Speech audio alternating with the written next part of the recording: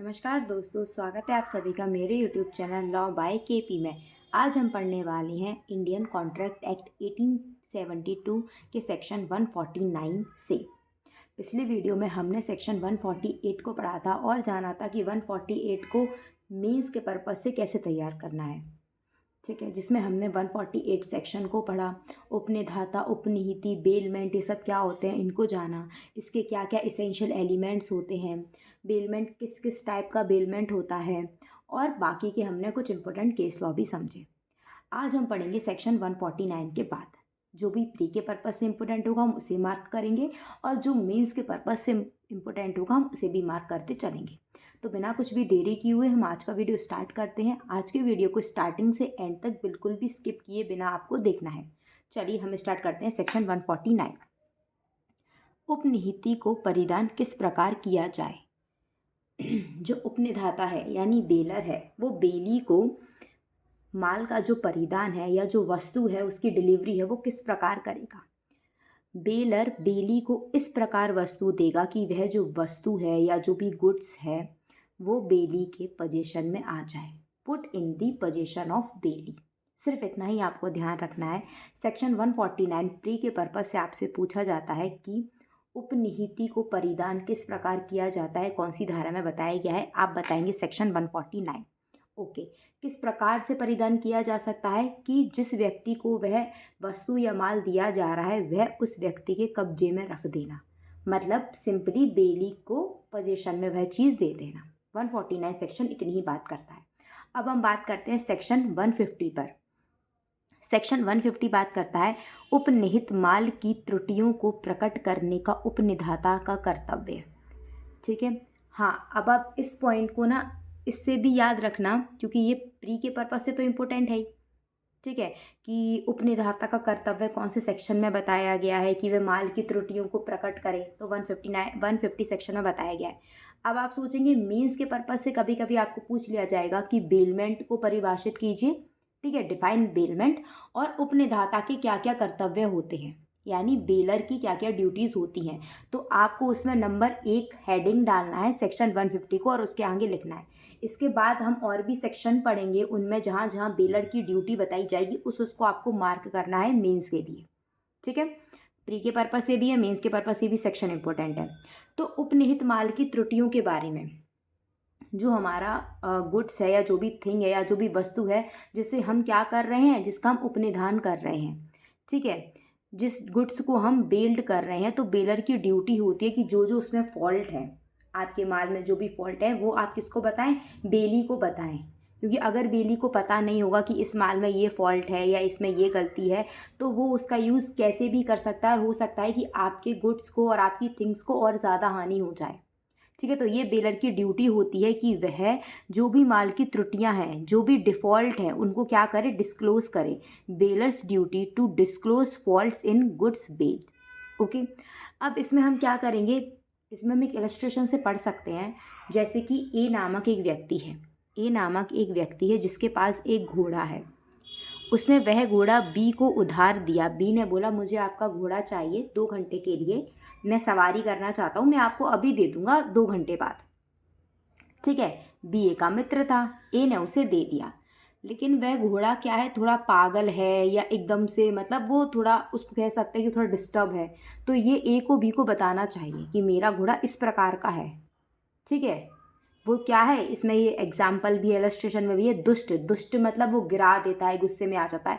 तो ये जो ड्यूटी होती है बेलर की, एक ही ड्यूटी है कि वो बी को बताए कि मेरे जो वस्तु है या मेरा जो माल है या जो भी ये घोड़ा है इसमें ये फॉल्ट है, उसे डिस्क्लोज करे। ठीक है, आपका सेक्शन 150 इतना ही बताता है।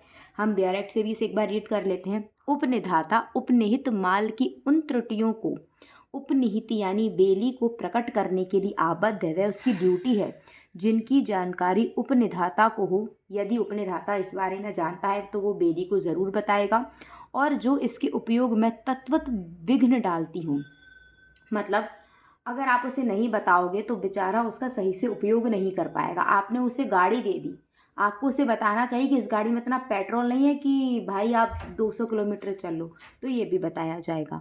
या उपनिहिति को साधारण जोखिम में डालती हो, या फिर वो ऐसी हो कि अगर आप उसे नहीं बताओगे तो हो सकता है कि आगे चलकर उपनिहिति को हानि हो जाए। फॉर एग्जाम्पल, कार के ब्रेक फेल हैं तो आपको उपनीति को बताना चाहिए कि जाओ पहले ब्रेक सही कराओ, देन मेरी कार लेके जाओ। ठीक है, यदि वो उपनिधाता उपनीति को जोखिम में डालती हो या फिर विघ्न डालती हो। विघ्न से मतलब है उसकी गाड़ी में इतना पेट्रोल नहीं है, आगे जाके हो सकता है कि वह जा नहीं पाए, बीच में गाड़ी रुक जाए, तो आपको ये चीज़ सब चीज़ें बतानी चाहिए। ठीक है, और यदि वह ऐसा प्रकटीकरण नहीं करता है, कौन नहीं करता है? उपनिधाता, बेलर, तो वह उपनिहिति को ऐसी त्रुटियों से प्रत्यक्ष उद्भूत नुकसान के लिए उत्तरदायी है। बेलर को यहाँ कंपनसेशन देना पड़ेगा बेली को, अगर उसने नहीं बताया और फिर बेली को कुछ भी नुकसान हो गया तो। यदि माल भाड़े पर उपनिहित किया गया है तो उपनिधाता ऐसे नुकसान के लिए उत्तरदायी है चाहे उपनिहित माल की ऐसी त्रुटियों के अस्तित्व से वह परिचित था या नहीं। यदि माल भाड़े पर उपनिहित किया गया है, यदि कोई गुड्स अगर भाड़े पर दिया जाता है तो उपनिधाता जो बेलर है उस नुकसान के लिए उत्तरदायी है जो कि उपनिहिति को उठाना पड़ा जब आपने उसके अपने माल की कमियां या डिफ़ॉल्ट उसे नहीं बताए, चाहे आप उस अस्तित्व के बारे में जानते थे या नहीं जानते थे, इससे कोई फ़र्क नहीं पड़ेगा, आपको देना ही पड़ेगा।